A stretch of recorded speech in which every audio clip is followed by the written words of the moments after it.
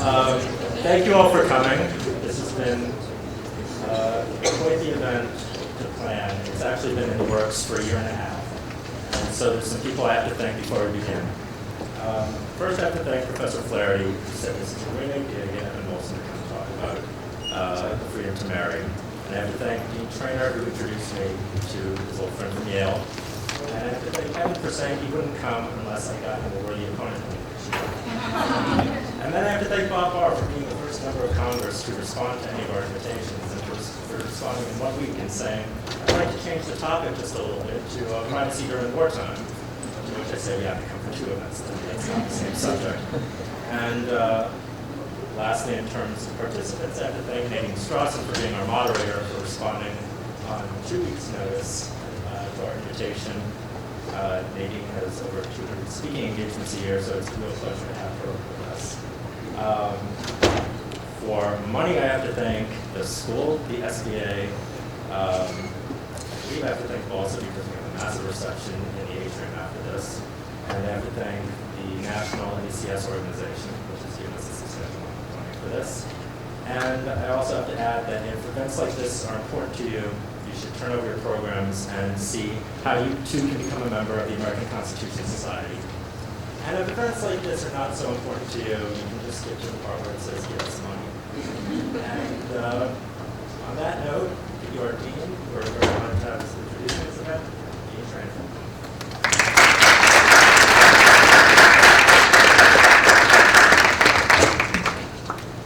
Thanks very much. Thanks for coming. It's my pleasure to welcome you all to the Freedom to Marry and Defense of Marriage debate. The question of whether gay people should have the legal right to marry or whether they should be excluded from marriage is one of the great issues of our time. Tonight's debate should be a particularly exciting one because we have not only 2 proponents of 2 very different points of view, but 2 people who are really the leading champions of those points of view. Former Congressman Barr joins us, as Jeff told you, for the 2nd time this year at an ACS event. Last fall, he graciously appeared at Privacy During Wartime with Congressman Jerry Nadler. Former Congressman Barr is also a former U.S. attorney who served 3 terms in Congress, where he became Assistant Majority Whip and sat on the House Judiciary Committee. He's currently head of the Bob Barr Leadership Center and is running for Congress at this time. But most notably for purposes of this afternoon's event, when in Congress he was the co-author of the Defense of Marriage Act. Evan Wolfson is Executive Director of the Freedom to Marry Collaborative, a new multi-year, multi-state, multi-partner, multi-methodology effort to win same-sex couples the freedom to marry. Before founding FMC, Evan served as Marriage Project Director for Land Legal Defense and Education Fund, was co-counsel in the historic Hawaii marriage case, and participated in numerous gay rights and HIV/AIDS cases. Citing his national leadership on marriage equality and his appearance before the U.S. Supreme Court in Boy Scouts of America versus Dale, the National Law Journal named Evan one of the 100 most influential lawyers in America. And I think he, more than anyone else, is responsible for putting the issue of whether gay people should have the legal right to marry on the nation's political agenda. And not only do we have 2 champions of their respective causes, we have as our moderator one of the nation's leading civil rights voices, Professor Nadine Strawson. For the past 12 years, Nadine Strawson has served as the president of the ACLU. She's the first woman to head the largest and oldest national civil rights organization. She's an esteemed practitioner, writer, and lecturer in the fields of constitutional law, civil liberties, and international human rights, and a widely published professor at the New York Law School. We're delighted to have her. We're delighted to have Congressman Barr, and we're delighted to have Mr. Wolfson. I'd like to thank Jeff for having done so much to put this together, and I'd like to thank Marty Flaherty for having suggested it in the first place. And I'd like to thank all of you for coming. It's gratifying for me to look out and see such a large crowd participating in the debate of this consequence. So thank you. Professor Strassen. Thank you so much, Dean Traynor. And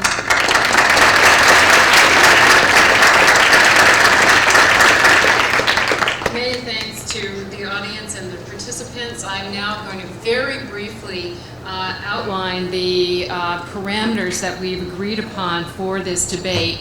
But let me first say that I am here as moderator. As you know from materials that were handed out, the ACLU is not moderate on this particular issue. We are an organization that defends all fundamental freedoms for all people, and that means there is nobody with whom we don't agree very strongly and work together on some issues, and disagree with strongly and work against on other issues. So on this particular set of issues, I am pleased that the ACLU has worked closely with Evan Wolfson on this, as well as other issues having to do with sexual privacy. On the other hand, we have worked very closely, and I personally have worked very closely with Congressman Barr on other issues, including other privacy issues, the other kinds of privacy issues that he talked about last time he visited your school. In fact, he recently has become a paid consultant to the ACLU on those issues, which makes me jealous since I'm an unpaid volunteer for the ACLU. Today, though, I am wearing my hat as moderator. To be a good and effective moderator, you need only two things: a stopwatch, which I have here, and a gavel, and the three things: the stopwatch, the gavel, and the willingness to use them aggressively, which I will do. I had discussed the format in advance with the panelists, and I just want to tell the audience what it is. We have to adhere to time very strictly, since we have to end no later than 6:20. Congressman Barr has a television appearance. We have to make sure that we don't keep him from getting on the airwaves, and we have other reasons for ending at 6:20.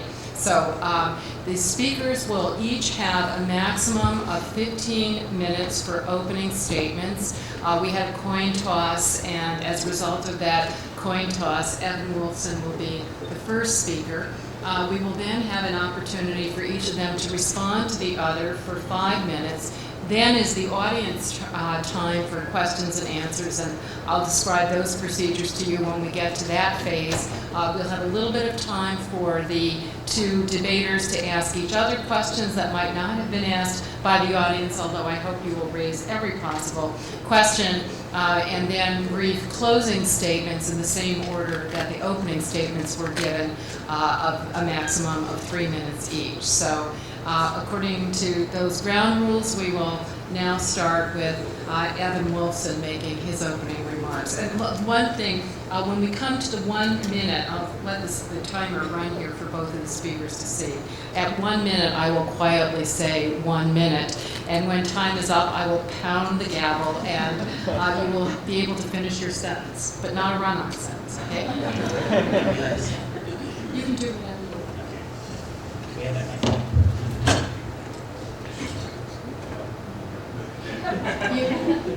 Do you want? That's it. I guess you need to see. Okay. Sort of need all the height I can get, but we'll go from here. Well, thank you very much, Professor Strassen. I too want to thank Dean Traynor and the American Constitution Society and Jeff Capania and the students who put this together. I want to thank Nadine for agreeing to moderate, even though, as she pointed out, she could and has been a powerful champion and far from moderate in supporting equality for gay people and same-sex couples. And I also want to thank Congressman Barr for agreeing to do this debate.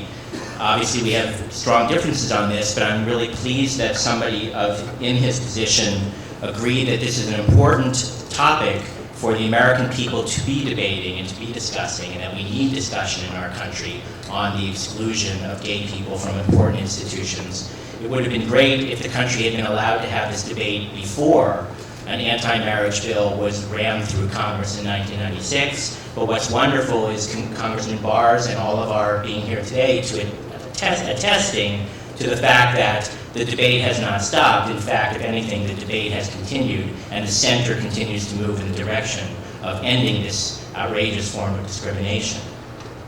I obviously will talk about same-sex couples and marriage, but I actually want to begin first by talking about another exclusion from a marriage, because of course gay people are not the only ones who've been excluded from this important institution in American history. A little more than 15 years ago, a group of Americans came before the United States Supreme Court challenging a government restriction on their ability to marry. And they worked their way up through the court system and arrived before the High Court of our country, challenging this government exclusion from the important institution of civil marriage. And in order to address the question, the Supreme Court said, we can't really decide whether this group of Americans can be excluded from marriage until we first analyze what marriage is under the American Constitution. And in a unanimous decision, the Supreme Court identified 4 important attributes of marriage in American life and under the American Constitution. The Supreme Court said there are 4 important reasons, 4 important elements, 4 important attributes for marriage today. And those 4, the court said unanimously, are first of all, the opportunity to make an important personal statement of commitment that receives equally important public support. Second, the court said, marriage affords people the opportunity to fulfill what is for them significant spiritual or religious meaning. The third important attribute of marriage that the Supreme Court identified was the prospects of what it called physical consummation, which of course most of us call something else when we're out on a date or with our loved ones. And fourth, the Supreme Court said, the fourth important attribute of marriage is that it is the indispensable and significant gateway to a vast array of protections, responsibilities, benefits, both private and public, tangible and intangible, that are of vital importance to families and couples in this country. That's it. Those are the 4 important attributes of marriage that the unanimous Supreme Court identified that define the institution of civil marriage in our country under our standards of our Constitution. And accordingly, weighing those 4 important attributes, the Supreme Court said the government cannot arbitrarily exclude from marriage and from these important interests the group of Americans that had come before the court. And the court struck down that restriction. Now, the group of Americans that came before the court in this momentous case 15 or so years ago was prisoners. And the court said that the interests in the freedom to marry in these 4 attributes are so real, so vital, so meaningful to people in our country that even convicted murderers cannot be arbitrarily excluded from this important institution. Now today in our country, there is another group of Americans who are excluded from this important civil institution. In all 50 states, no matter how committed their relationship, no matter how long they have been together, no matter how much they need the protections and responsibilities and support and structure that comes with marriage under our system, same-sex couples, lesbians and gay men, are arbitrarily and cruelly shut out from this important civil institution.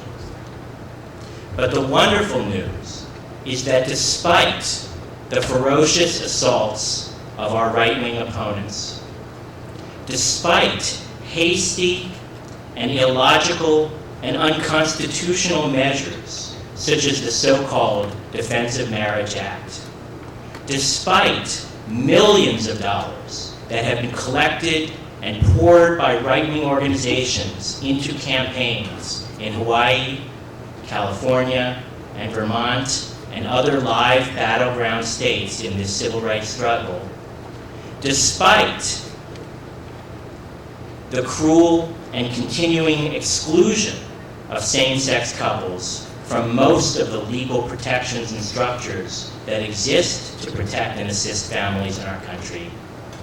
Despite all these barriers and these assaults, the freedom to marry for same-sex couples shimmers very much within our reach. Thanks to the debate that has begun around this country, that has been perpetuated by the backlash attacks of our right-wing opponents, despite the efforts of some politicians to run away from the discussion, and despite the infrastructural limitations on the lesbian and gay civil rights movement and our need to reach out to our allies, we are winning this discussion. And the fact of the matter is that same-sex couples, like others in American history, will win the freedom to marry. The question is not whether this discrimination will end. The only question is when. And the answer to that question will turn on the work that we, people like you and I in this room, groups like the ACLU, Lambda Legal Defense and Education Fund, the Freedom to Marry Collaborative, the American Constitution Society, and the many other allies who have an opportunity to join in this debate and influence public opinion. The more we take on this work now, the sooner we will bring this discrimination to an end. Now, lesbians and gay men are not the first people in American history who've had to challenge the exclusion from marriage. We talked about the example of prisoners, and of course they were not the first either. One question that might come to mind is, why do people, prisoners, lesbians and gay men, interracial couples, and the others who've been excluded, why do people fight to have the freedom to marry? What is at stake? Well, thanks again to Congressman Barr, we have a very clear example and illustration of what is at stake. Because 6 months after Congressman Barr led the effort in Congress to try to squelch the debate around gay people's freedom to marry, Congress's investigatory arm, the General Accounting Office, issued a report to inform Congress of exactly what it was 6 months earlier they had shut us out of. And in the GAO report, the federal government found that there are at least 1,049 mentions under federal law alone of marriage as a gateway to protections, benefits, and responsibilities that matter to Americans. Lesbians and gay men are denied all 1,049 plus of those protections and benefits at the federal level, not to mention those that come under state law and in private life. These, of course, range across the entire spectrum of people's needs in life. They cover such matters as one's ability to access health care, to make medical decision-making for one's partner, to deal with one another and be protective of each other in times of crisis, illness, death, or dissolution of the relationship. Excuse me. The opportunity to remain together if your partner is from another country and you seek recognition under immigration laws and standards. The opportunity to provide for your partner access to your Social Security and other government benefits that you have accrued through your taxes and work. The opportunity to be a legally recognized and active partner in the parenting of your children and of your partner's child. The list literally goes on and on and on through thousands of important protections and responsibilities that gay people, like others in America's past, are denied by being denied the institution of marriage. But beyond these important, concrete realities that matter to real families in real times of crises, gay people, like non-gay people, seek the freedom to marry for other reasons as well. Marriage in our society is the vocabulary of love and commitment and family and self-sacrifice and dedication and caring. That's not to say that marriage is the only relationship in which people can manifest these qualities. In fact, same-sex couples manifest these qualities every day. But it is the vocabulary in which we as a culture and as a country, like most others in human history, talk about family and love and these values. And gay people who share with other human beings the same aspirations to pursue happiness, to build a life with a loved one, to care and share in the joys and ups and downs of life, and to be able to talk about them in public life, at one's workplace, and in every other way in which we as human beings live out our lives. Gay people share the desire to participate in this discussion, in this vocabulary that is the birthright of all of us. And gay people seek the freedom to marry because we believe that for America to be the kind of country it should be, we have to believe that everyone in this country has the right to be both different and equal. And that what is special about America under our Constitution is that no one should have to give up her or his difference in order to be treated equally. And therefore, when America allows the exclusion of any group of people, and in this case, same-sex couples seeking the protections that they wish to have for their loved ones, when America allows the exclusion of any group of people based on their difference, it is a diminution of the very value of what this country is about. And for that civil rights reason, as well as the protections and concrete benefits, as well as the opportunity to take on the responsibilities, as well as the opportunity to fulfill the personal and religious significance that comes with marriage. For all these reasons, gay people, like others in the past, seek an end to this discrimination. Now, there was a time in our country's history when we did not allow people to marry based on their race. African Americans were not allowed to marry, even each other. In some parts of the country, Asian Americans were denied marriage, even to each other. And that was wrong, and we changed it. And there was a time in our country where we then put in place a system of rules, saying that, all right, we'll let those people, as it was usually said then or worse, marry, but they can't marry someone of quote-unquote the wrong race. And the country had an elaborate system of who could marry whom, which persisted in many states well into the lifetime of most of the people in this room. And that was wrong, and we changed it. And there was a time in our country when women who married men actually lost legal rights. They actually lost their legal identity as people. That's where the whole tradition of becoming Mrs. So-and-so began. Women lost their legal identity and became covered by the legal identity of their husband. And those rules of inequality within marriage persisted well into the 70s. And that was wrong, and we changed it. And there was a time in our country when people who were locked into a marriage that had failed, a marriage that may have become abusive or violent, were not allowed to get out of that marriage. And that was wrong, and we changed it. Thank you, bless you. The institution of marriage under our Constitution has changed, not in its fundamental values of love and commitment and respect, the values that gay people embody today and seek to participate in, but in the legal restrictions that some defended as being innate and necessary and part of the definition of what the institution was about. And they claim that if we change these things, society would crumble. We changed them. Society has not crumbled. Marriage remains a very vital institution, and the aspiration to participate in it remains within the very tradition of American life, the pursuit of equality and the pursuit of happiness.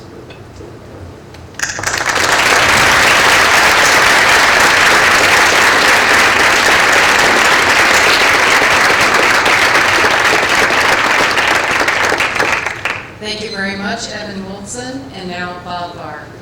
Thank you very much, Madam Moderator, and thank you very much, Evan.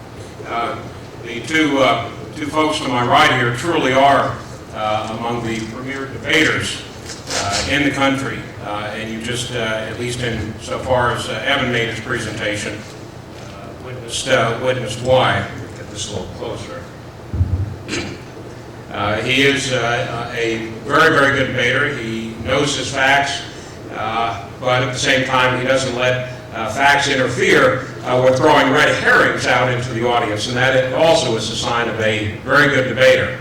So let me move some of those red herrings off the table so we can get down to what this debate is really about, and that is whether there ought to be a right, whether there ought to be an institution such as same-sex marriage. But let's deal with some of the red herrings if we could. The debate over same-sex marriages has nothing whatsoever to do, by implication, by example, by history, or in any explicit way, with the whole laundry list of improper limitations on marriage that Evan chronicled at the end of his initial presentation.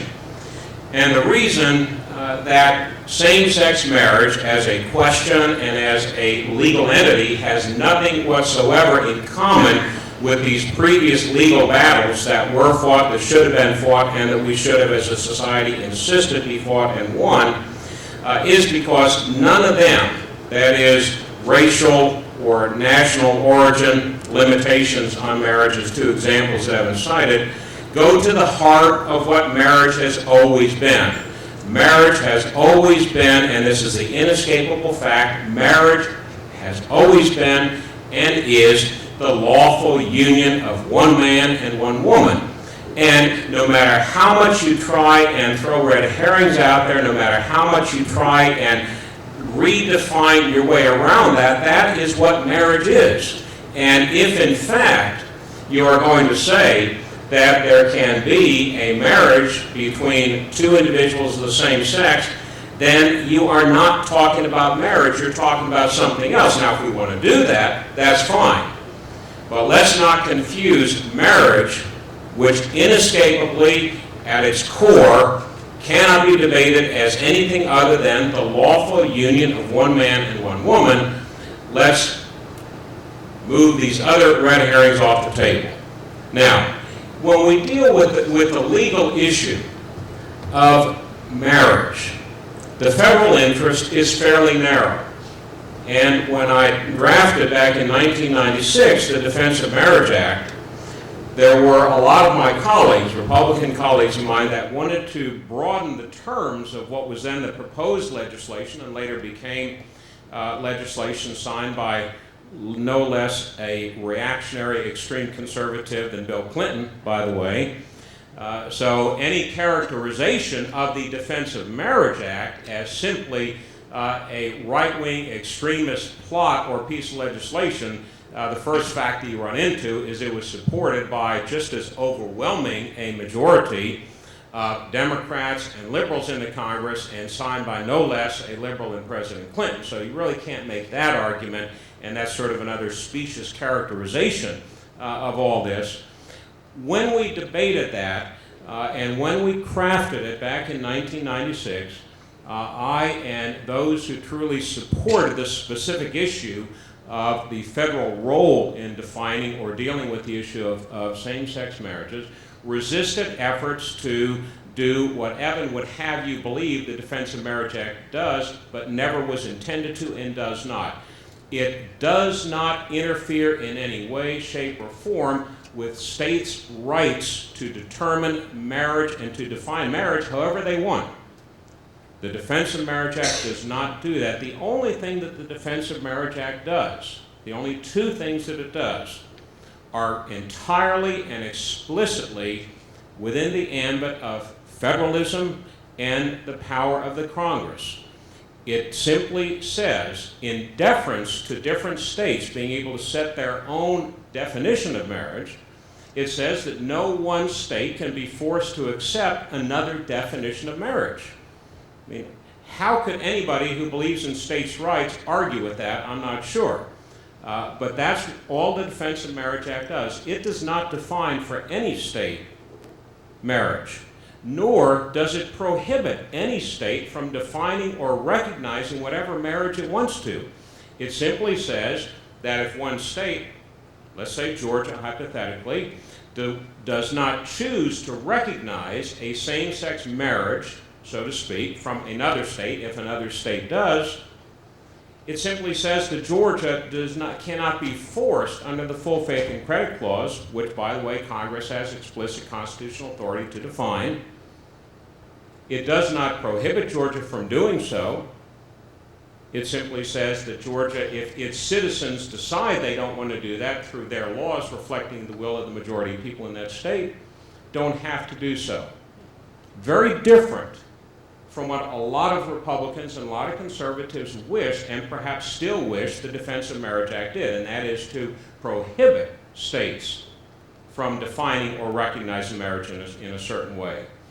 The only other thing that the Defense of Marriage Act does, and again, it's a very short piece of legislation, very narrowly focused.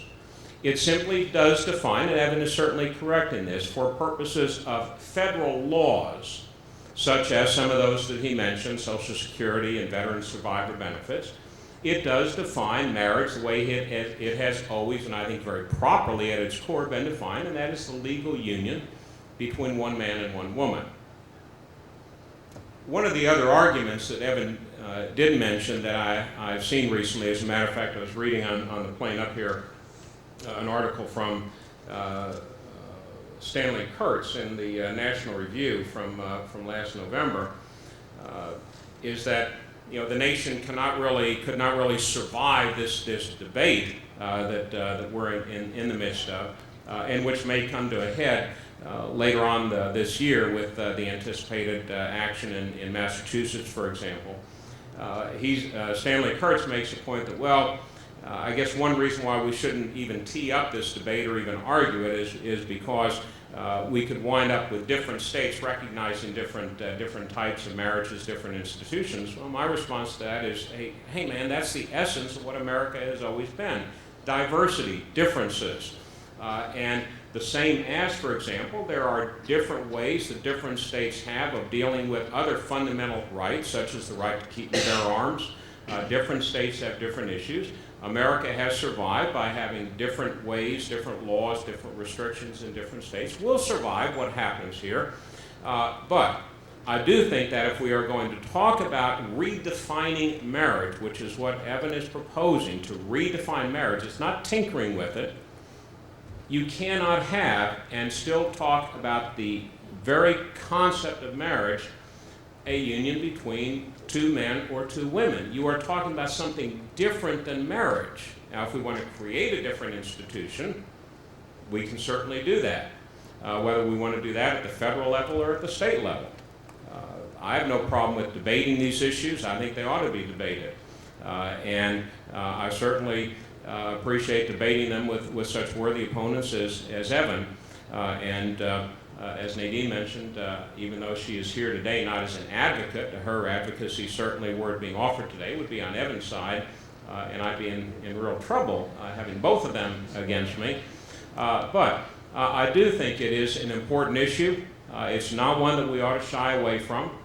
I was not, when I was in the Congress, a signator to any, and I know there are some constitutional amendments being proposed. I think that the proper way to address the specific issue that presented itself to the Congress in 1996 is what we did in the Defense of Marriage Act. Again, a very specific piece of legislation that was very narrowly crafted. One can disagree with it, but one cannot legitimately disagree with it based on the grounds that it does something that it didn't and was not intended to do, and that is it did not and does not, nor do I think it should, a piece of federal legislation that is, define for the states an institution such as marriage, nor prohibit any state from doing what its citizens deem in their best interest, reflecting their view of public policy. It simply says no one state can be forced to accept that from another state, and for purposes of federal law, again within the clear jurisdiction of the Congress to determine the extent of federal benefits, this is what marriage has meant and will continue to mean.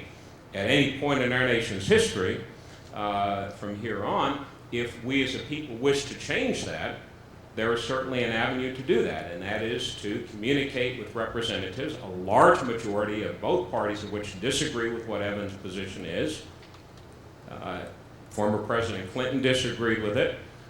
So it's not that the position that I represent is a minority position. Otherwise, that vote on the Defense of Marriage Act would have gone the other way. Now, I will grant, as Evan has correctly indicated, that those that adhere to his viewpoint have mounted a very vocal and very effective challenge to the policy underlying the Defense of Marriage Act, shall we say.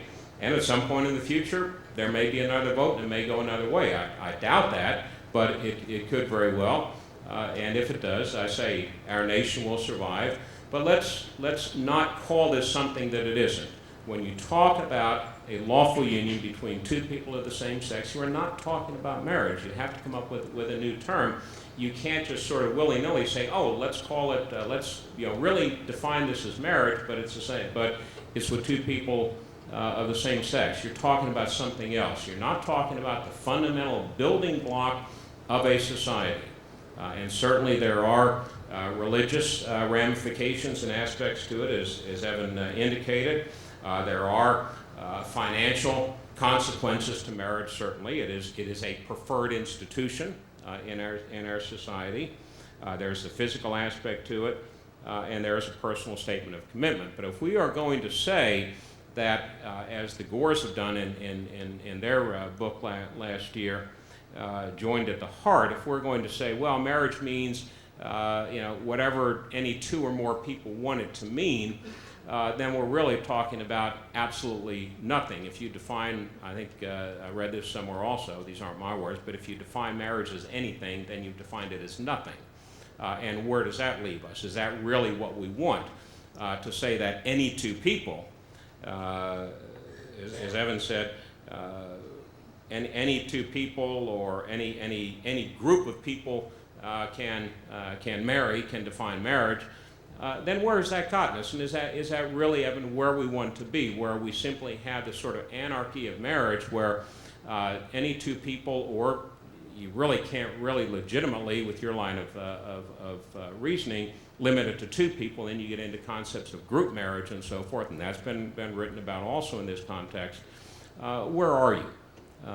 Is that really where we want to go?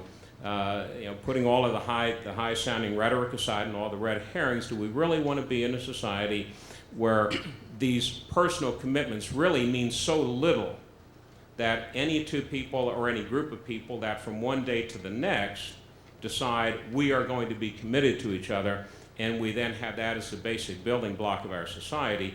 We really have no building block, no foundation whatsoever. And would it not be better to at least work with what we have, that is, with the family unit as always been defined through all of human history as a fundamental building block, and if there are other relationships that we think are important, then deal with those as other relationships, but not try and redefine that basic building block just to accommodate some specific interests that may rise up from time to time and may shift over time. Thank you.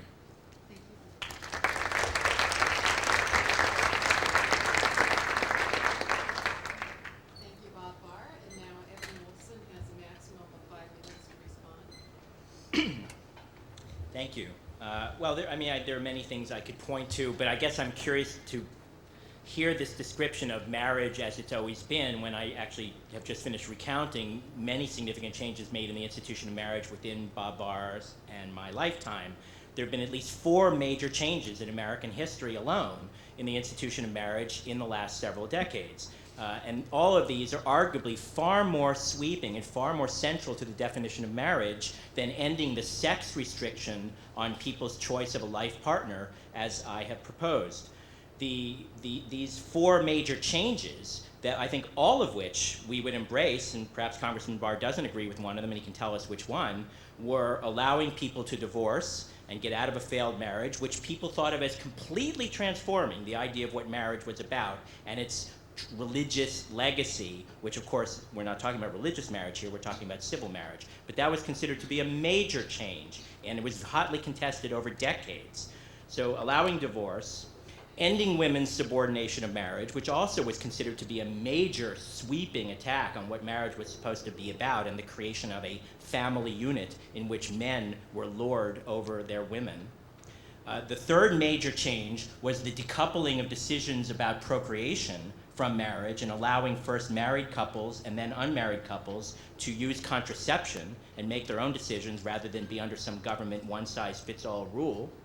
And the fourth change within our lifetime, as I discussed, was allowing interracial couples to marry and allowing people to marry what others felt were the, quote, wrong kind of people for them. And by the way, when that battle occurred over, as people know, not only decades and decades, but centuries, it took centuries before we ended the exclusion based on race, just as today we propose ending the exclusion based on sex.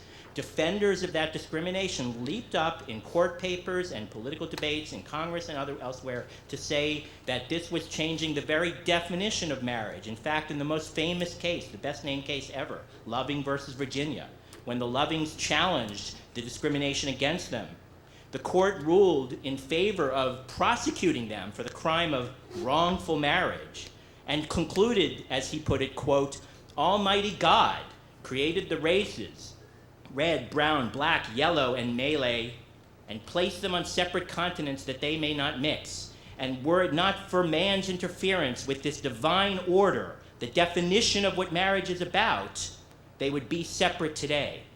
Marriage discrimination has always been defended as being necessary to preserve, quote, the definition of what marriage is about.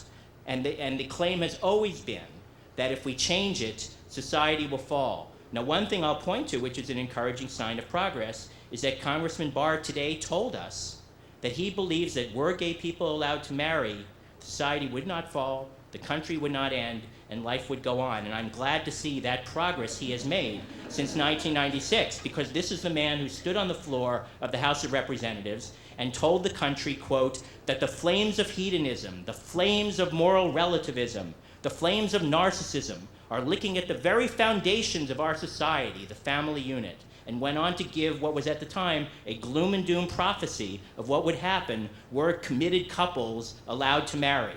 So it's a thrilling step forward today that Bob Barr, too, like the rest of the country, is coming to understand that allowing gay people to marry will not cause the sky to fall, but in fact will actually benefit our country and those couples.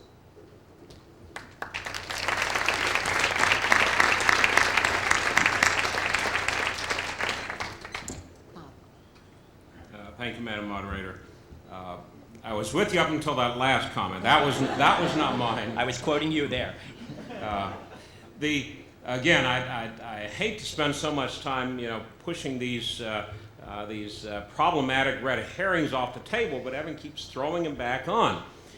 If you define legitimately, as has always been defined, marriage as a lawful union between one man and one woman, and you can point to no instance in which that has not been the case throughout our entire and societal history. If you do that, then these other limitations and restrictions clearly ought to fall. It is not inconsistent, Evan, however, to say that, yes, we are all in this room opposed to and would have been opposed had these restrictions confronted any of us. Restrictions or limitations based on race, for example, property interests, the divorce issue and so forth. We all agree that those are impermissible limitations on marriage. It is not inconsistent to maintain that position and yet also to maintain the position that we should not recognize within the institution of marriage same-sex marriages, because none of those other limitations went to the heart of what marriage was, and that is, it is the lawful union between one man and one woman. You can very consistently say, we are against, I am against, limiting the ability of two people, one man and one woman, to marry because they are a certain race, and also say, but it is not proper and we should not allow within the institution of marriage. Again, if you want to come up with some other word or some other legal institution, a complete break with all of recorded history, that's fine, do that. But you cannot do it within the concept of what marriage means. Marriage does not, never has been, and cannot mean the lawful union between two people of the same sex. That is something different. But those other issues that you're talking about, go not to the heart of what we believe marriage is and ought to be, but are impermissible limitations on the lawful union between one man and one woman, and therefore it is not at all inconsistent to say we agree that those prior limitations and restrictions should have been swept aside, were swept aside, and we ought to make sure that they never again rear their ugly head. But that is very different from the issue that confronts us today. So with that, what I doubt will be the final effort to move those red herrings off the table, let's move, I suppose, Madam Moderator, to the next phase of this very interesting debate.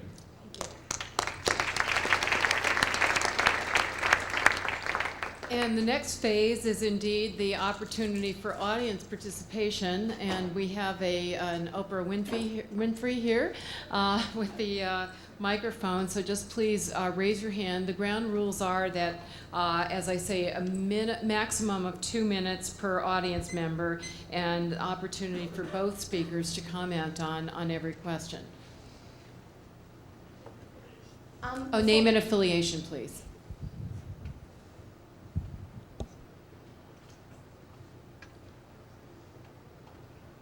Hi, my name is Frankel. I'm a second-year law student here at Fordham. My question is, if marriage is continued to be limited to one man and one woman, what happens when you run into problems of defining what a man and a woman is? For instance, the intersex or transsexuals.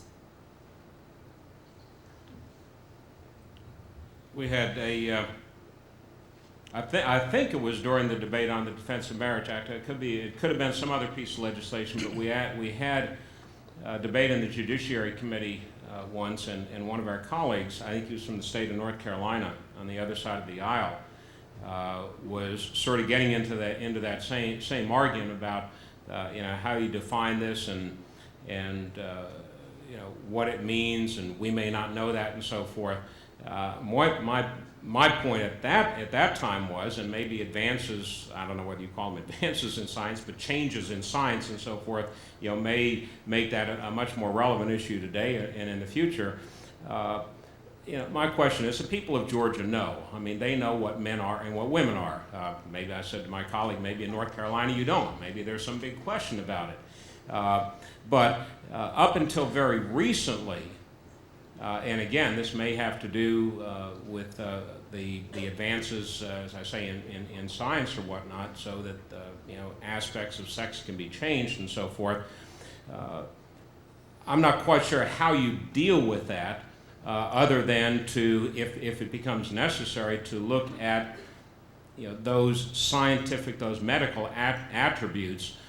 Whether you look at chromosomes or DNA or whatnot. I'm not an expert on medical science or genetic science, but I think at some point you certainly would have to draw some lines, and I would think that in the vast majority of instances, 10 seconds.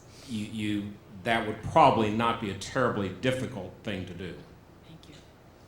Well, I would say that your question is not irrelevant, and actually, indeed, is quite relevant. There have been a number of cases in the past few years in which people who are transgender, that is to say, people who have transitioned from one sex to another, who were married with loving partners, built a home life together, the partner died, and then others swooped in. In one case, in the medical negligence malpractice case, the doctor, and in another case, the biological family members swooped in to post hoc, to after the fact, attack the marriage, claiming it could never have been a legitimate marriage, no matter what the parties wanted, because the transgendered person was of quote-unquote the wrong sex, and the marriage ought to be retroactively invalidated. And we've seen courts in Texas and Kansas recently use this kind of sex discriminatory argument to defeat people's expectations and sense of selves and their family, and to undo marriages that had been not only celebrated but joyously lived. So this is a very real issue, and what it points to is the wrongness, the deep wrongness of imposing a sex restriction on people's choice of whom to marry. Two people in love ought to be able to make that commitment and choose that partner and take on the responsibilities and build the life together.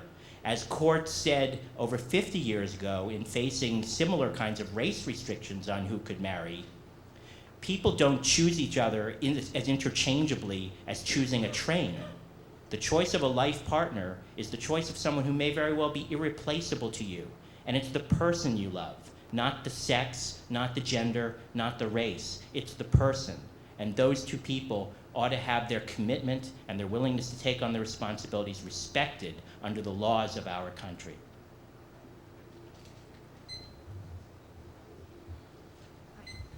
I'm Morgan Downer. I'm a first-year law. My question is, if you want to keep marriage between a man and a woman or gay marriage or lesbian marriage a matter of semantics, that's one thing.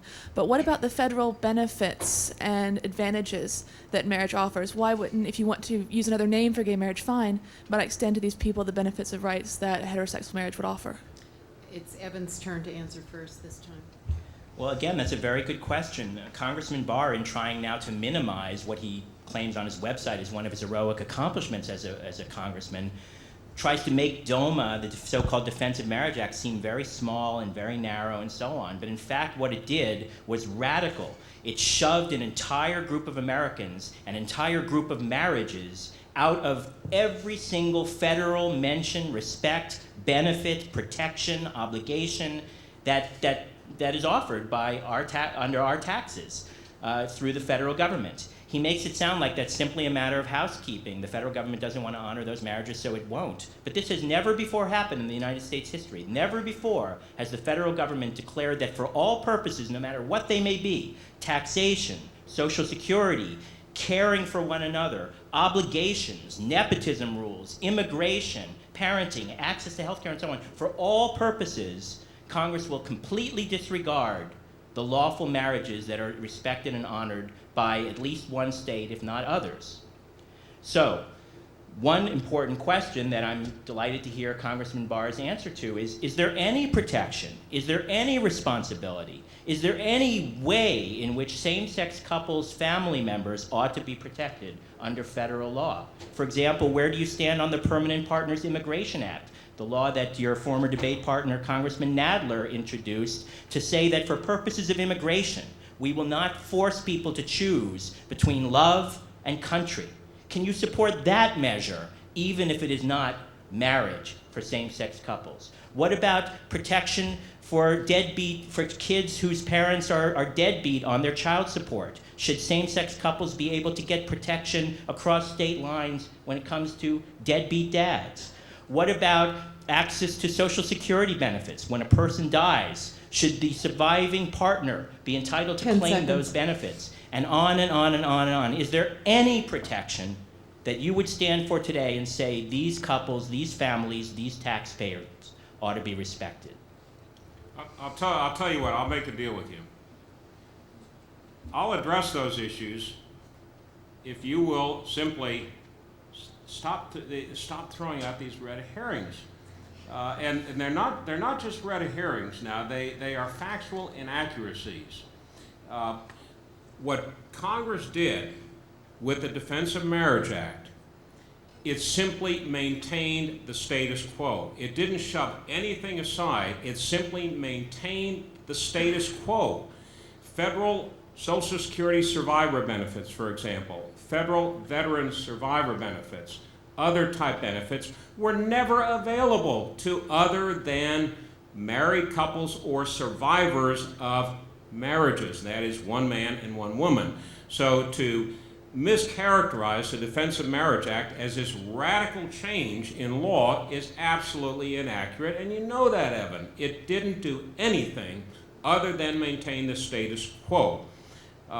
Furthermore, to characterize it as all of a sudden disenfranchising this huge group of people out there whose same-sex marriages were already recognized is also absolutely inaccurate. At the time the Defense of Marriage Act was passed, in response largely to what then was an imminent recognition of homosexual marriages, same-sex marriages in Hawaii, no state at all and no foreign country recognized So nobody was all of a sudden disenfranchised by the Defense of Marriage Act. It simply maintained the status quo. Now, you may disagree with the status quo, but don't tell folks that the Defense of Marriage Act did something as a break from the past. It was, if anything, simply the maintenance of the past, the maintenance of the status quo. Next question? Yes, hi. I'm Sheila Foster. I'm a professor at Fordham. And I have a question for Bob, Barr, and Evan. I'm sorry, where I? Right here. Right here, Sorry. yes, ma'am. Yes, I have a question for both of you. Just to try to make this a little bit more interesting and to help me out. For Bob Barr, I'm having a problem with the definition argument. There seems to be a couple parts to it. One is that it's the way it's always been. And the second is the slippery slope, right? The way it's always been is problematic from the point of history because for African Americans, for example, I mean, there were lots of ways that the law defined racial matters for a long time, and we've come to now believe they're wrong. So I don't think that that really gets us to where, or that's a real defensible argument for marriage being defined as people of different genders. The slippery slope argument is perhaps your best argument, and it's that if you start to open up marriage, anyone can do it. But it seems to me that any man and woman now can get married for whatever reason. I mean, it's already a slippery slope. So if you really want to tighten marriage and constrain it to its true purposes, why not define what it's going to be and then start to gatekeep and make sure that people only enter for those reasons? And if that's so, then what is gender a proxy for? That is to say, what is it about being a man and a woman that gets right to the heart of marriage? So that's my question for Bob Barr. And for Evan, my question is that I thought the Gay Rights Project was a lot more liberatory. That is to say that part of, it seems to me, achieving the rights that gays and lesbians want is to free up individualism. And so one thing we're trying to seek are these benefits, right, of marriage, these material benefits. And the other, you say, is, marriage is the vocabulary of affection. As to just material benefits, what about getting the right to marriage will stop people from being discriminated against on the job, for instance? I mean, I find it hard to fathom that, gaining the right to marry will stop employment discrimination for people who can't come out now. And second is, are there other ways to express loving relationships other than marriage that don't carry the historical baggage? Typical law professor asking a barrage of questions.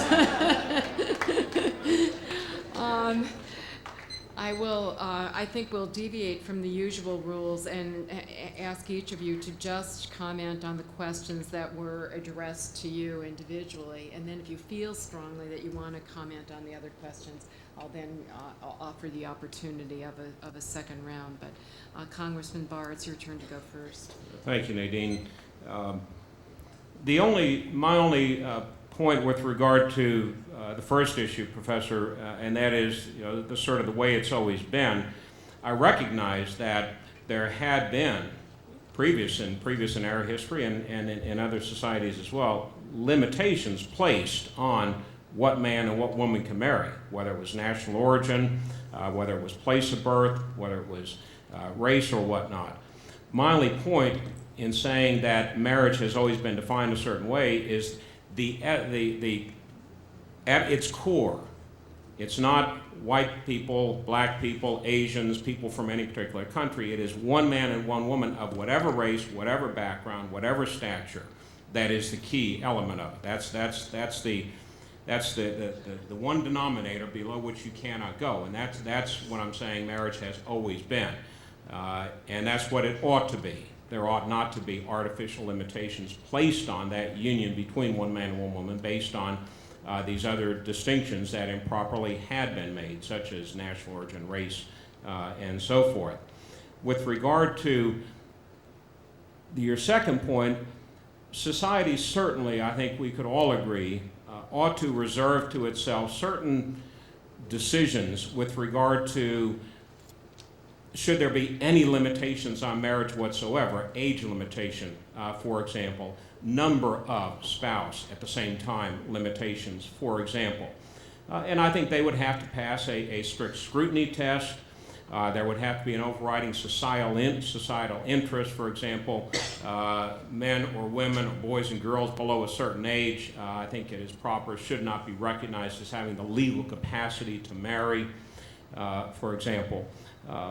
With regard to the number of marriages. And again, this gets back to that core definition.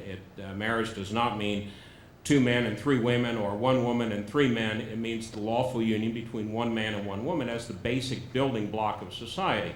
So I think there are some specific limitations, policy limitations, that society can properly impose on marriage, but they ought not to be of the sort, the artificial ones that we've seen in the past. With regard to other limitations, those are the two that really come to my mind. And I know that during the debate that we had in the Congress, there were worst-case scenarios that were put forth with regard to pedophiles, for example, and an adult and a child, for example. And there you'll also get into some legitimate distinctions. But if you try and put society into deciding whether people are marrying for the right reason, you're getting into, I think, an impossible situation, one in which will inevitably get us back to some of those restrictions, impermissible ones we've had in the past. So I don't think that we ought to try and do that. But there are, I think, a limited number of limitations for which a strict scrutiny test certainly could be used, such as the ones I've indicated. Since you each had 2 questions, I'm giving each of you more time to answer. Excellent. Well, certainly I agree with you, Professor Foster, that the lesbian and gay civil rights movement, like other civil rights movements that we're allied with and are part of, is about liberation and about equality and about holding America to its promise, and is not simply about winning the freedom to marry or winning protection against employment discrimination or winning protection against hate crimes and so on.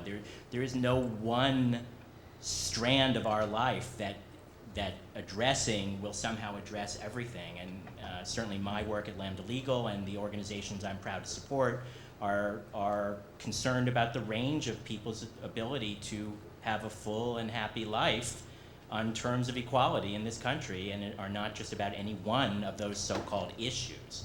So that's one answer to your question. The second part of the answer, I would say, is that you asked specifically how will winning the freedom to marry address, for example, employment discrimination.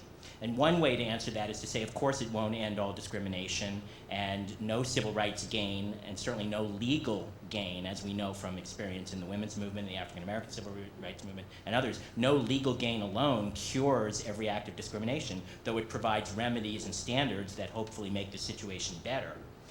But I do think there's actually a deeper answer too, and this is part of why this is a civil rights cause so dear to my heart, and that is that by talking about non-gay Americans, about our lives in a vocabulary of love and commitment and entitlement to equality, and by challenging non-gay Americans to think about what they're hearing and what is the reason for excluding these couples from these important values and protections, and by allowing people to put in their minds the words gay and marriage and everything that marriage represents for non-gay people, which is more than just marriage, by allowing them to have that thought, and by encouraging people to reach for the better angels of their nature and think anew about who gay people are and what we want and what young gay people are entitled to believe are the possibilities for their life.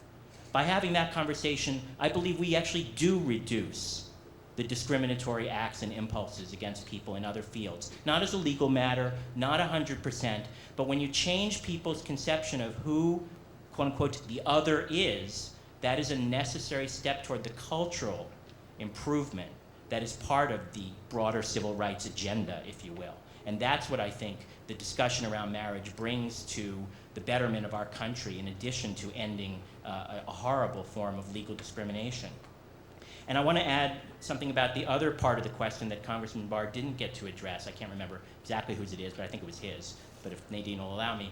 You asked, what is sex or gender supposed to be a proxy for in insisting that marriage be reduced to it? And that, of course, is a very important and real question that went unanswered. The question really ought to be, in courts, not what has the past history of discrimination been so that we can use that to justify future discrimination. Past discrimination is not a defense against claims of discrimination, or else we would be back where we were when the Lovings were arrested.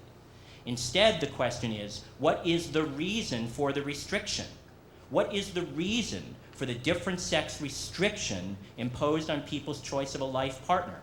And for those of us who believe that marriage is about the attributes that the Supreme Court identified for convicted murderers, let alone other Americans, the opportunity to make an important statement of love and commitment, to have public support, the opportunity to access this gateway of important protections and benefits, which, by the way, Congressman Barr has not yet told us which benefits he will support for same-sex couples short of marriage.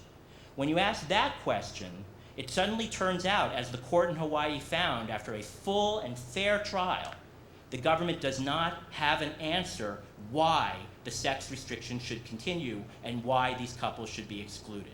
So you've asked the right question. The answer is there is no good answer for imposing that sex restriction. And if we have that conversation with Americans, we will move people's understanding of who gay people are and of the wrongness of sex discrimination and sex roles, which it turns out is what really underlies the discriminatory exclusion of gay people from this institution, this civil institution. Congressman Barr, would you like an opportunity to respond to the other part of the professor's question? Or I gave Evan one more minute, so you're entitled to the same amount of time. Yeah, thank you very much, Nadine. I would answer Evan's challenge this way. It is not sex discrimination to say as a society we support the institution of marriage as a favorite institution, and those people that take advantage of that institution should get certain benefits. That is not sex discrimination because, again, you go back to the definition. Marriage means the lawful union between one man and one woman, and it cannot, therefore, by definition, be discriminatory to say we're not going to deal with other institutions, other relationships in different ways, or we may deal with them in many of the same ways. I'm not addressing that, and that's something that the states, individual states, will have to address. If they wish to decide there will be certain other benefits granted to other, if they decide in the wisdom of their state, other favorite institutions, such as some sort of union, then that's fine. And that is no more discrimination against heterosexual couples than saying marriage is a favorite institution is discrimination against same couples. Next question. Hello, my name is Brian Cahill, and I'm a second-year law student here at Fordham, and I'm right here. Oh, thank you. I have a quick comment and then a question. My comment is in response to the statement that never in recorded history have same-sex relationships been endorsed. That's a mischaracterization. I'm not an expert in the field, but I know of at least one book by the late Yale professor John Boswell called Same-Sex Unions that describes these unions being endorsed by no less than the Catholic Church in the early centuries of the institution. I need to do more research on it myself, but I do know that somewhere in recorded history these relationships have been endorsed. My question is this. I heard the phrase building block, that marriage is a building block of society. I also heard that same-sex couples should be willing to settle for a second-class citizenship, a second-class institution, which implies to me that somehow same-sex relationships, same-sex couples and their families are a lesser building block, that they aren't as solid a building block. When same-sex couples are together, have children, pay taxes, volunteer at churches, why are their relationships, why are their families a lesser building block? What makes it a different, lesser building block than a heterosexual relationship and family? It's Evan Wolfson's turn to go first. And by the way, I want to be very egalitarian, so I'm either going to call you both by your first name or both by your last name. I prefer first, being a friendly Midwesterner, but are there any objections? We're friends, go for it. Well, we're all friends, and is that okay, acceptable? Since Oh, I've thank been calling you Nadine, I it would be know, yeah, hypocritical exactly. for... Okay. Evan, and then Bob. Well, obviously, I don't think same-sex couples are any kind of lesser building block. Surprise. But I think your question is very real and very serious, and I think that our opponents like to make that assumption or gloss over that assumption, even defending, ironically, special rights for married people and special rights for the heterosexuals who are the only ones they would allow to be married, and somehow refusing now, for how many minutes into this debate, to even identify one single protection or way in which they would support some small measure of respect and protection for same-sex couples who, as you say, volunteer at churches, lead organizations, serve as doctors and nurses and firefighters and members of the police forces and the armed forces and people who are raising kids. Our opponents never can give an answer to the question of how it helps the children being raised by same-sex parents, by lesbian couples or gay male couples, how it helps their children to be denied the protections, the support, the opportunities, the message of family intactness, and just the legal and economic benefits that come with marriage if their parents want to take on the commitment but are not allowed to do so. How that helps those kids and preserves those family values to shut those kids out for some kind of crime of having the wrong kind of parents, our opponents never bother to explain.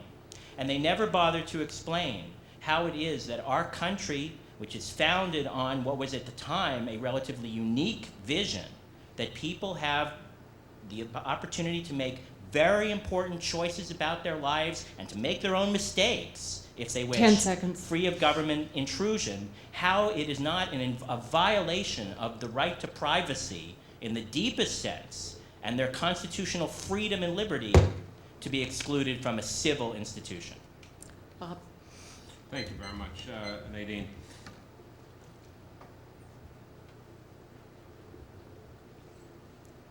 I think we can sometimes get too hung up on simply saying that a particular institution, for, in Evan's words, a civil relationship or a civil law is favored by society. I mean, society favors people who are employed. That does not mean people who are unemployed are lesser citizens.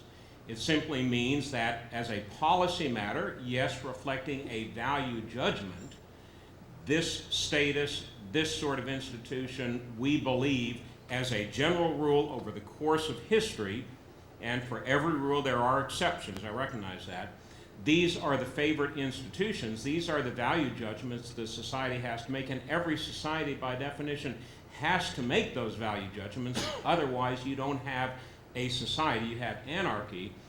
I think we get too hung up with then making the leap, well, then you're saying that everybody that doesn't take advantage of that institution or fit within it is a lesser citizen. I think that is a wrong argument. I do not subscribe to it. But I can say that as a society, the institution of marriage between one man and one woman, based largely, not solely, but largely on procreation, is and has been proven to be the best building block that there is. And I don't think that if you look at the evolution of human history, you can really disagree with that.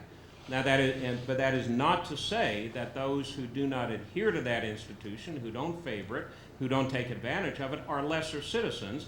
And that is, in fact, what we have to be on guard against. We have this paradigm that as our society, we say these institutions, these relationships we believe are better, but we have to make sure that there is not discrimination, and it is not discrimination to say that homosexual couples can't marry, against people who don't fit into that institution.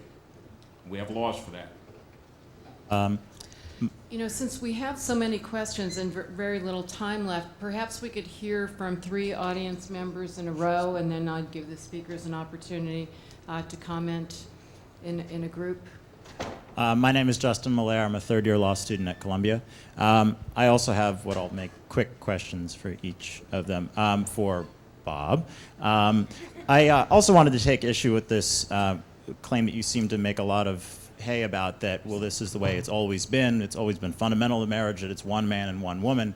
It seems to me that that's not true, because, well, let's take the one part. I mean, you yourself mentioned plural marriages. Those haven't always been illegal. In some countries now they're not. But in this country now we've recognized that, well, hey, look, that's not something we're going to accept. It seems that that's an aspect of what you've conceded is a fundamental part of the definition of marriage, that we have made a change from, the practices in certain parts of this country and the current practices in other countries. So it seems to me that just factually the notion that we don't make changes to what even you're saying are fundamental parts of the definition of marriage, that doesn't seem to me to wash. But even if it did, then, well, given how slow, it seems that what's left, though, is the slippery slope argument.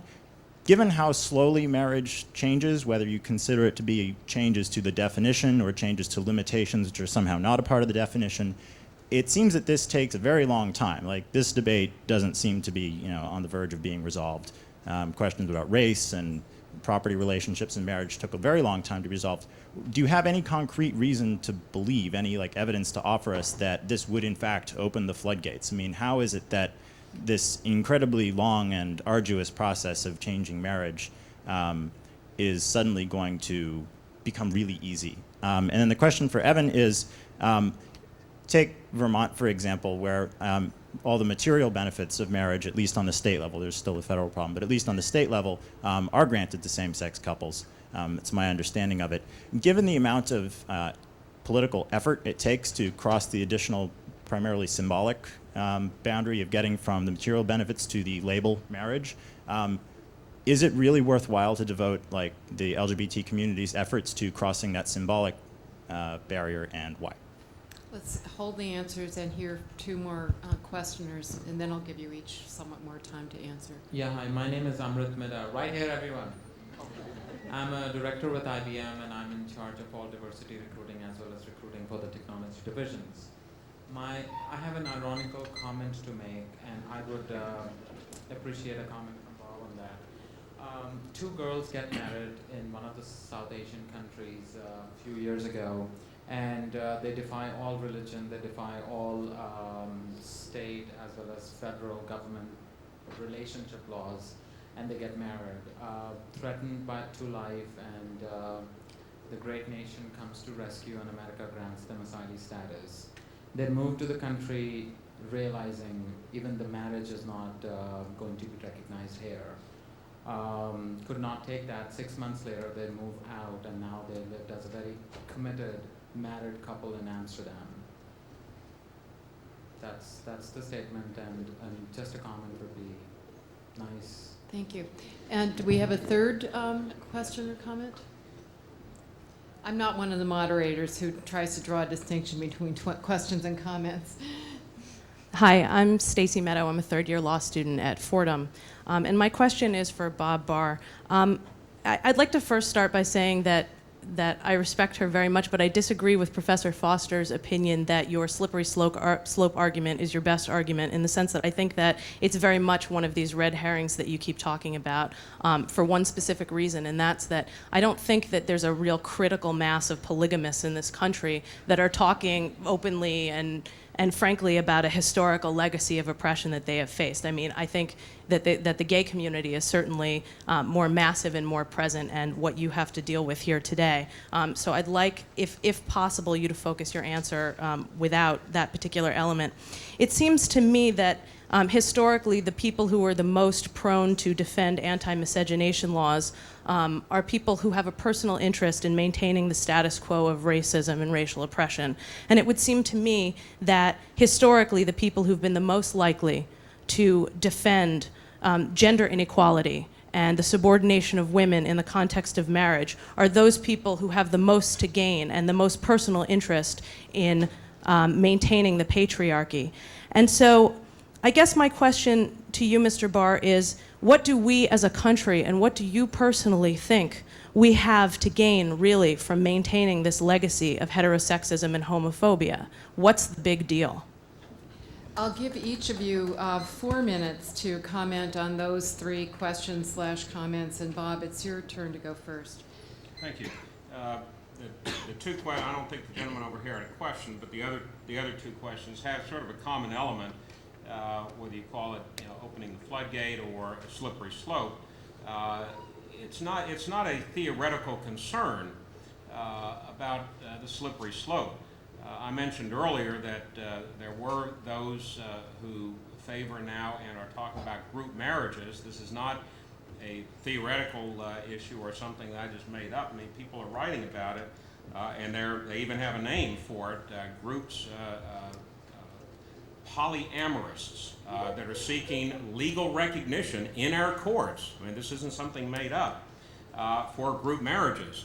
So saying that we can move relatively quickly, and I know, whenever you deal with time frames, it is relative.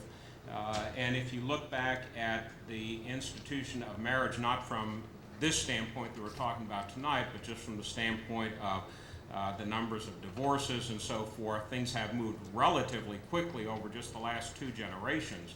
So I don't think it's a hypothetical concern either that things are moving relatively rapidly, and the slippery slope argument is a very real one, because even though this term I don't think existed just 6 years ago, 7 years ago when we debated the Defense of Marriage Act, now it's something that has proponents that are organized, that are out there seeking legal recognition for so-called group marriages.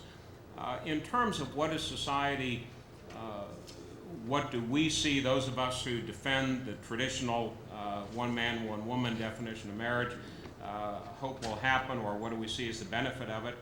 I simply think that you see as a benefit of it, we see as a benefit of it, the continuation of America, not as a society, and I would disagree. I don't think you can make a legitimate argument that those who defend the traditional concept of marriage are the racists in our society. That's not true. But what we are simply saying is that it has been a fundamental building block of our society. I don't think you can legitimately disagree with that fact. Now, you may disagree with it being the fundamental, whether it ought to be, but you can't disagree with the fact that it has been the fundamental building block, one of them, of our society. We would simply say that since it has been, since it has served us pretty darn well over the course of not just our history, but civilized history, that it has a great deal of benefit in and of itself, based on the history of mankind as advancing with that institution at its core. Evan? Thank you. Well, just to correct one statement, the notion that somehow talking about polygamy or polyamory and other such relationships is something new. I'm sure Congressman Barr knows that, in fact, when the country was racked with debates over divorce and what was seen, as I said, as the single biggest change that could be made in the institution of marriage, far bigger than the change we're talking about today of ending sex discrimination marriage, but allowing people to divorce, that was labeled polygamy and polyamory and serial marriage and serial group relations and so on. And despite those labels and those red herrings, as Congressman Barr would say, our country did allow people to divorce and did say that the country should not be a house divided in which people's divorce in one state was not honored in another state. And our country is better for that change. To go to the questions that were directed to me, which basically touched on Vermont and the Netherlands and what's the big deal. Maybe that wasn't mine, but I'm going to answer it anyway. On Vermont took a very important step forward to create what is in essence a non-marriage marital status to parallel protections and benefits and responsibilities under state law for couples entering into civil union. And that was a wonderful step forward, and it was something I was proud to play a role in, and I think it set a new floor for what is now being discussed as how to address and respect gay families. But don't kid yourself. wonderful as it is, civil union is a separate and unequal status that does not provide, even in the material or concrete legal and economic ways, let alone what you call, I think somewhat trivializingly, symbolic. It does not provide equal protections and respect for same-sex couples, and that's why it is an unacceptable solution, just as 2 lines at the clerk's office, whether segregated on the basis of race or status in other respects, is unacceptable in our American way of life. Couples who enter into civil union in Vermont do not know if their families will be respected and protected when they leave the state of Vermont. They do not have protections and respect for their couples, for their relationships and their families when they deal with the federal government, or when they deal with other jurisdictions, or when they deal with other parties. And they do not have the very important and not just symbolic status of equal citizens exercising a constitutionally protected right, the right to marry. And same-sex couples should, of course, take step-by-step protections as we can get them. And I have yet to hear Congressman Barr say which one he would support. We should, of course, take protections and move forward by steps, as every civil rights movement has to do, but we should never say that it is good enough to treat us as lesser or unequal and to give us something that may provide us some protections in the small, wonderful state of Vermont and questionable or no protections and respect in the 49 other states that are part of our country. By contrast, 10 seconds. By contrast, the Netherlands, where that country, over 3 years ago, ended discrimination in civil marriage, didn't create a separate and unequal status, and the sky has not fallen, and thousands of couples have now gotten legally married, and this year, following that example, a second country in the world has ended discrimination in civil marriage, and the sky has not fallen there either, and the country after country after country will take these steps toward ending discrimination, and how long will the United States lag behind? Now we can take 3 more questions or comments from the audience.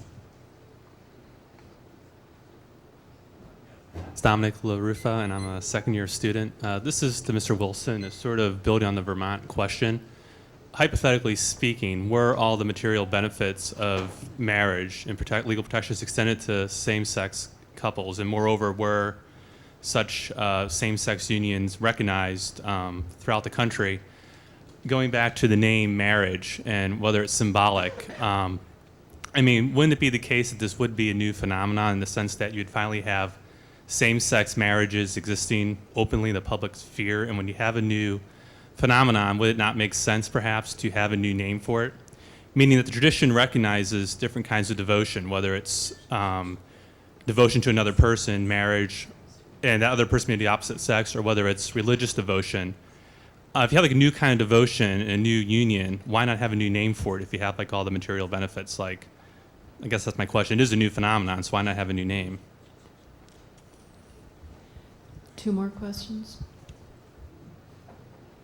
Yeah, my name is Sarah Rosenblum. I'm an adjunct professor here and an attorney. My question is for Bob Barr. One of the arguments put forth in the Loving case was that it wasn't racial discrimination to prevent blacks from marrying whites and vice versa because it was applied equally to both races. So a white person could be arrested and a black person could be arrested equally. And that was the state of Virginia's argument. And it seems to me that your argument that there is no sex discrimination here is actually most similar to that argument.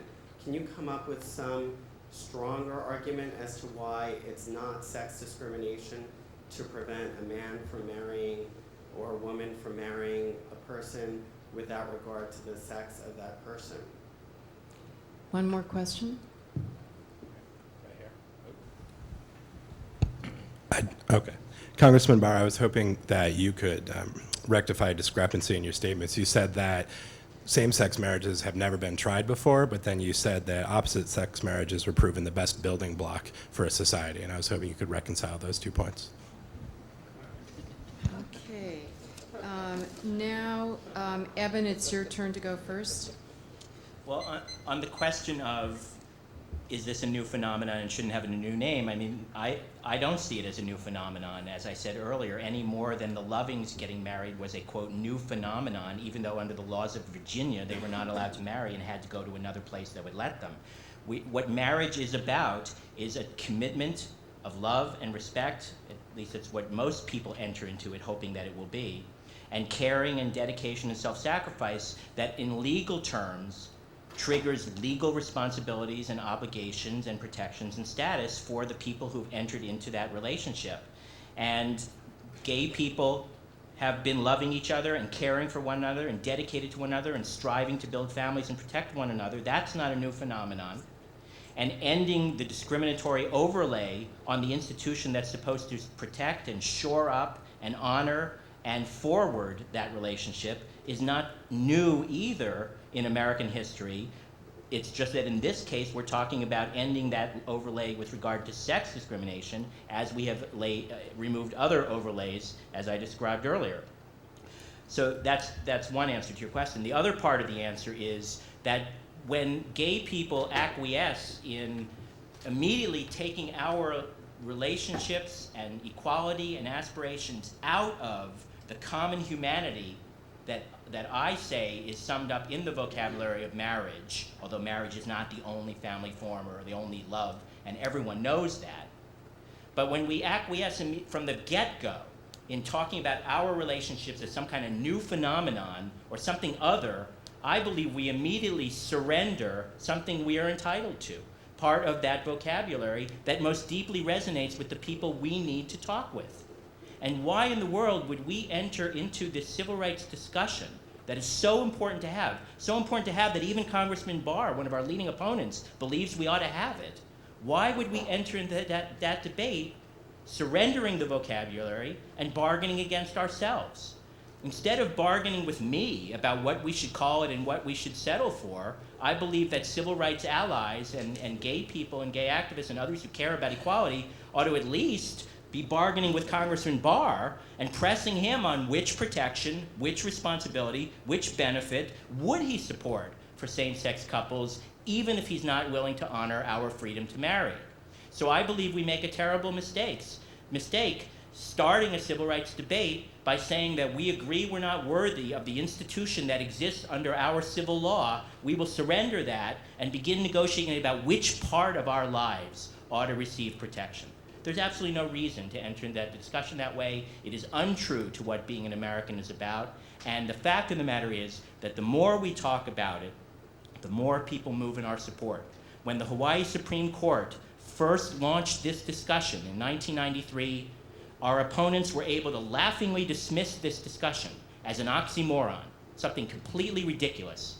And the fact of the matter is, just a few years later, more than 2/3 of the American people now believe that gay people will win the freedom to marry. And the fact of the matter is, this year's annual survey of college freshmen, as in last year's and the year before, shows yet another increase in the number of young people who support basic respect and honoring of gay people's relationships, including our freedom to marry. Nearly 69% now support gay people's freedom to marry, a question they were not asked 10 years ago. Well, I believe it's important to ask that question and to invite people to think about what this exclusion accomplishes. And when we press our opponents to answer the question about what it accomplishes to exclude people from marriage, it turns out they have no answer but to say this historically inaccurate point that that's the way it always was. The vote on the Defense of Marriage Act, and I don't remember exactly what it was, but it was an overwhelming vote. Now, if in fact this huge majority of the American people think otherwise and think there ought to be same-sex marriages, then it seems to me that you have a problem to confront. All of those hundreds of members of Congress that voted against it and would vote against it today if it were put to a vote, Evan, you know that. Either they're just not listening to the people, and of course you all ought to vote them out of office, or those polls really don't correctly reflect the sentiment and the understanding of this issue and the views of the people in this country. I don't think that most members of Congress don't listen to their constituents on such a fundamental issue. They do, and that's why we saw the vote that we did. That's why even President Clinton signed that into legislation, because he knew there would be a political firestorm if he didn't. He knew that that law reflected the views of this vast majority of the American people. With regard to equal protection in the Loving case, the Loving case, the arguments that they came up with were not equal protection arguments. They were specious arguments. They were equal discrimination arguments. And perhaps the best way to illustrate what I'm talking about in the definition of marriage, and saying the definition of marriage as a lawful union between one man and one woman is not discriminatory against couples that are not heterosexual, is to look at one of the other institutions in our society, and that institution is citizenship. We don't grant citizenship to everybody, but in granting citizenship to people who are born in this country or who have satisfied certain specific legal requirements to entitle them to citizenship is not discrimination against people born in other countries. It is simply a legitimate line drawing that every society has to make. Every society has to decide who is a part of that society. Every society has to decide what are the institutions that are going to form our society and that we are going to use to govern our society. And once you define those, as long as they are not based on an impermissible distinction, laid out in our Constitution, for example, race certainly most importantly, then it is not discriminatory to adhere to those.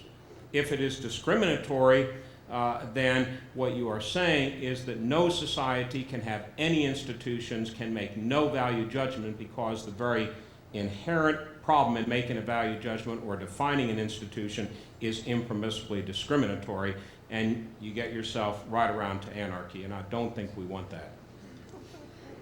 We now have used up the amount of time available for audience questions. I apologize. I was given misinformation about what time Congressman Bob Barr must depart, which is no later than 6:15. So we will move to the opening statements and closing statements. I'm so sorry.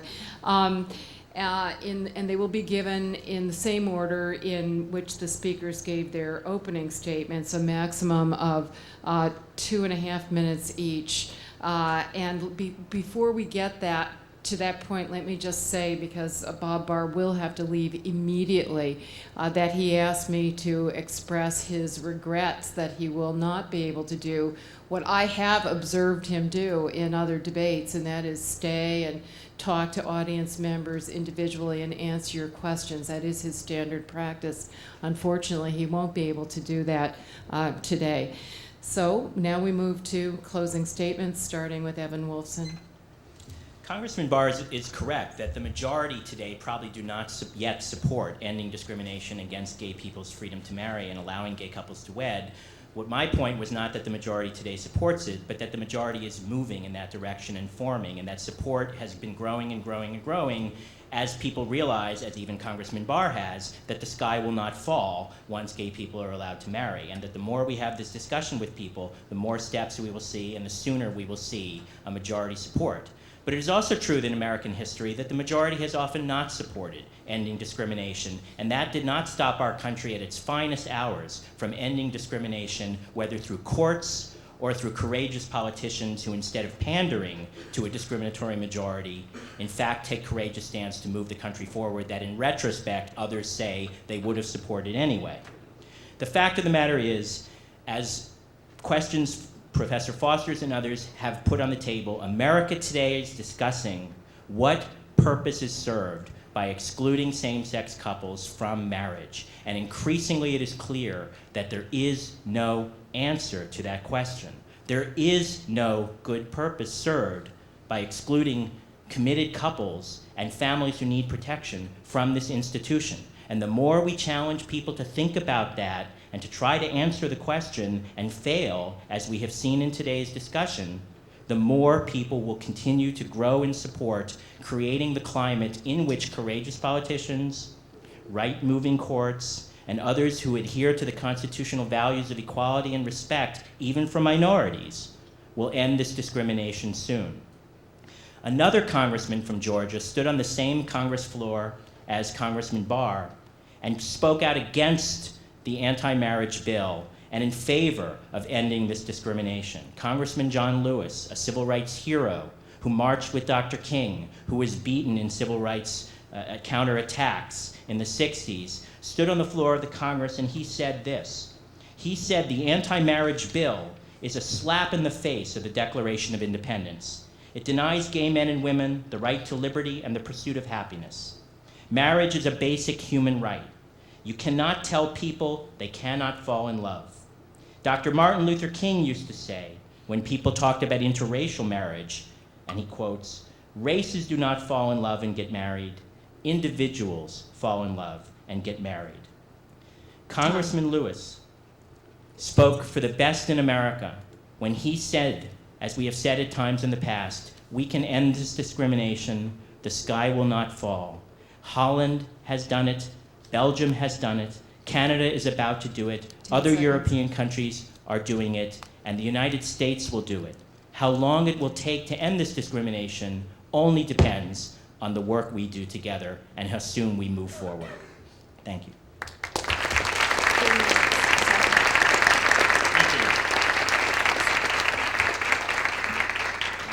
Thank you again, Evan.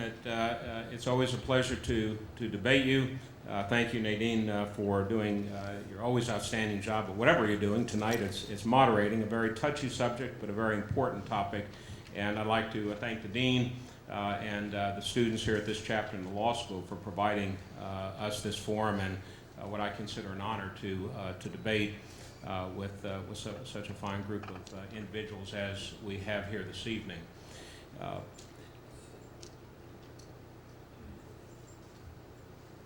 The only way that we can, as human beings and as members of a society, govern ourselves, deal with ourselves, set institutions that advance mankind, is to be able to define in a meaningful way what it is that we're doing, how we're going to get there, what vehicles or institutions we are going to use along the way.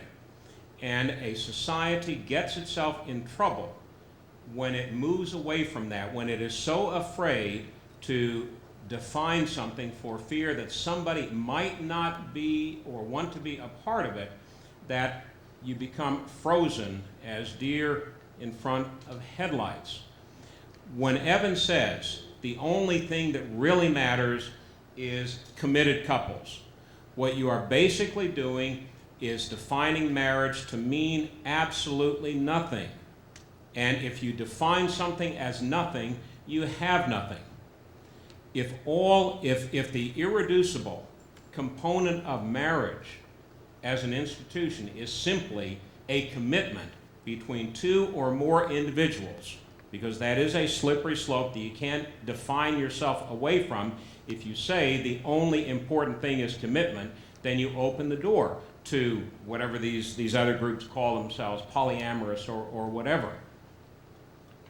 What we have simply done in this country, and I don't think that if the question were posed to those who drafted the Declaration of Independence that they would vote with you, Evan. What the Constitution of this country represents, including the Bill of Rights, is an imperfect, granted, it is an imperfect document, but it sets the basic institutions and the basic framework within which we have to define the institutions of our society. In defining those institutions, you are not delegating or relegating or denigrating somebody who chooses not to be or is not able to be a part of that, whether it's citizenship or marriage or employment or whatever. And if we move away from having definitions that we can all deal with and work with that actually mean something, as opposed to, well, commitment is the only thing that we're concerned about, then we are not setting an institution in place that does our children any good whatsoever. Thank you. Thank you.